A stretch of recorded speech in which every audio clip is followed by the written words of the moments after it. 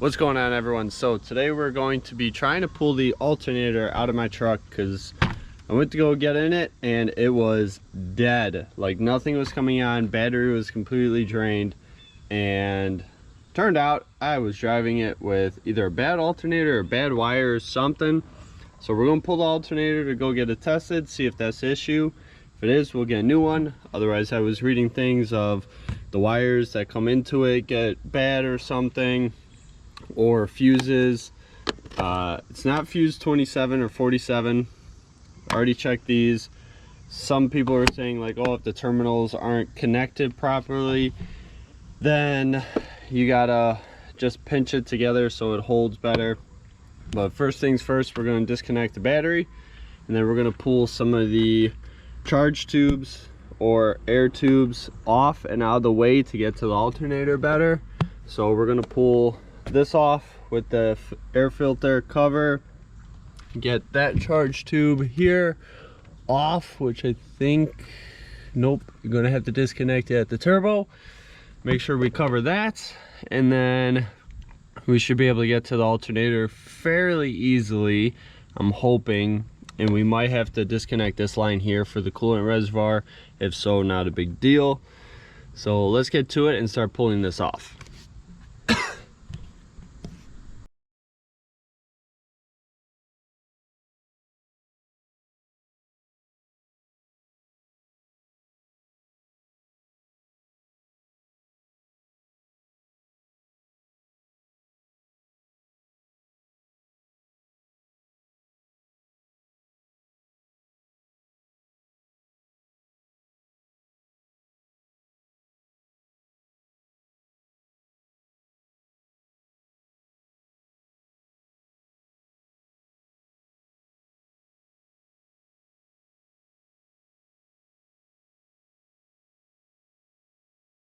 You know, if I knew my alternator was going out, I would have for sure ordered all the parts to change my air intake and all my charge pipes for my turbos.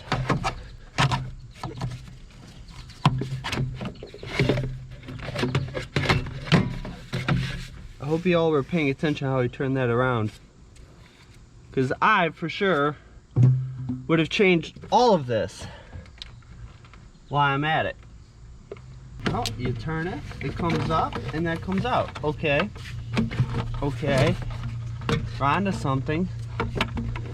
So at the bottom of the air intake tube, there's this thing. It's gonna be sitting like this or some stupid way. Anyways, you're gonna turn it, it's gonna unlock, slide up, and then this will pop out. And then you take it, you toss it into your lawn.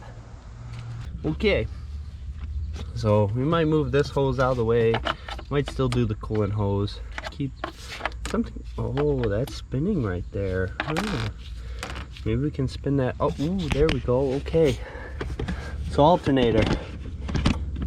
Wow, look at all the room for activities in here now that all this crap is out of the way.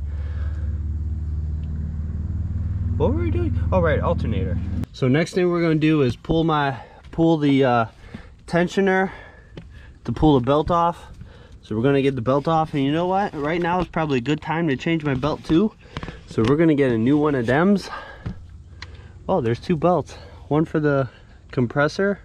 AC compressor is separate from the accessory belt. Where's the tensioner? Oh, the tensioner's right here. I don't know if you guys can see that. Let me get the camera down in there. Tensioner's right here. I think that's the tensioner. Or is that the idler? No, that's the tensioner. What? There's only 3 pulleys? Interesting.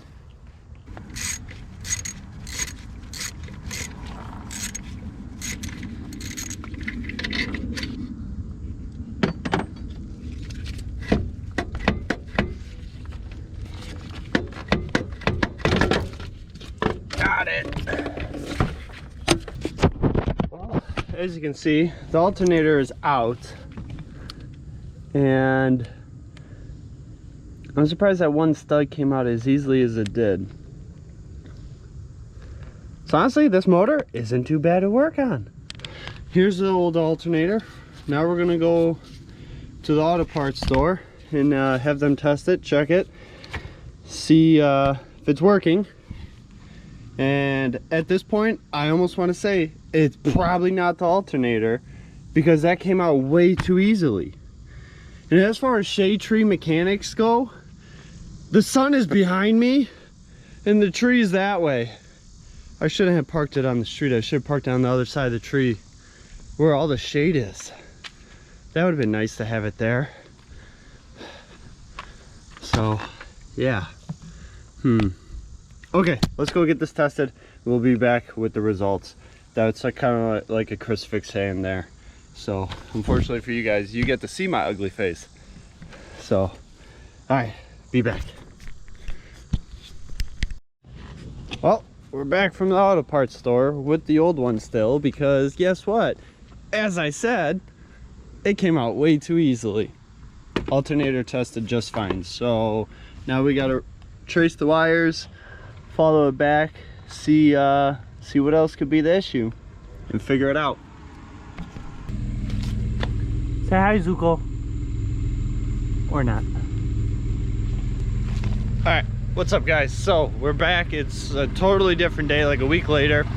I ended up putting everything back together, putting the alternator back in. Got a crazy phaser knock when I first started it. Battery seems to be charging or holding a charge, because I ended up buying a brand new battery. However, there's something I found of interest that we all might like to know. So in ForScan, you got to go into it or bring it to the dealer when you put a new battery in and reset it back to 0 for the battery. If you don't do that, it doesn't charge it correctly. So even though the factory battery lasted, I think, like almost 6 years, when I put in the new one, or the second one, it only lasted about 3. So now we have to go into ForScan. I got my laptop here. We're gonna go reset it, and I'll pull that up in just a second here and show you guys. So yeah, did not know that, because I guess with the computer systems from like 11 and up with these trucks and a lot of newer vehicles, they have like a smart charge system, so it doesn't constantly charge your battery, only when it needs it. I don't know. I guess it made the first battery last 6 years and not the 3-4 that they typically last. So anyways, I'm gonna log in and get everything set up, and then try and find it to show you guys where it's at. So, all right, once you're in ForScan, you're gonna click on the wrench here, because you're most likely gonna be coming to this screen. Once everything's connected, click the wrench, and if you want a video going through ForScan, I have one. It's a few years old at this point. My old dog was still with us before the Rainbow Bridge, so I referred to him, not my new dog that you guys saw. So yeah, I got a new puppy. But anyways, go to the wrench icon. You're gonna go down to body control module, and you're gonna go to battery monitoring system reset. Click it, click your play button. This procedure resets battery monitoring system before the procedure in following events. Battery is placed in vehicle. Okay. Please turn the ignition off. Okay. Please turn the ignition on. Okay. So now that has reset my battery monitoring system, or BMS. Yeah. So there's some guys who were saying in the forums, if you don't want to deal with it, because I guess it has issues, just come over here, and guys have just been unplugging it. It's this plug right here. I'm gonna leave it plugged in. I don't care that it's plugged in. But anyways, that's it for this video. Hopefully that solved my issue on why I had a dead battery, why it wasn't charging, because the alternator turned out fine. I took half of everything off to find that out. So yeah, maybe next time we go to pull the alternator, we're gonna upgrade the alternator, maybe change all the charge tubes and inner air intake tubes, and intercooler tubes, or piping, whatever you want to call it. So alright, hopefully this video was helpful. If it was, if not, sorry, you wasted your time. Alright, latest.